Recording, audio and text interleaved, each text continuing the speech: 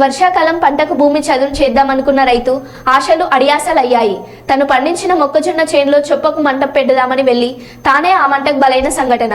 వరంగల్ జిల్లా చంద్రావుపేట మండలం పాపాయపేట గ్రామానికి చెందిన రైతు అల్లంనేని పాపారావు మొక్కజొన్న చొప్పను కాల్చుతుండగా ప్రమాదవశాత్తు అవే మంటల్లో పడిపోగా చుట్టుపక్కల రైతులు కాపాడాలని తీవ్ర ప్రయత్నం చేసినా కాపాడలేకపోయారు.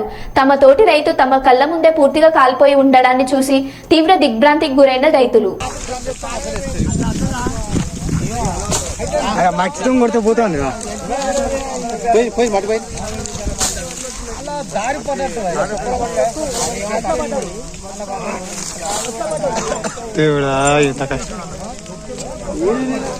అక్కడ లోపల గుంతుతారా మొత్తం కాలుతాయి కాదు మొత్తం కావాలేసి గుందాలి కావాలేసి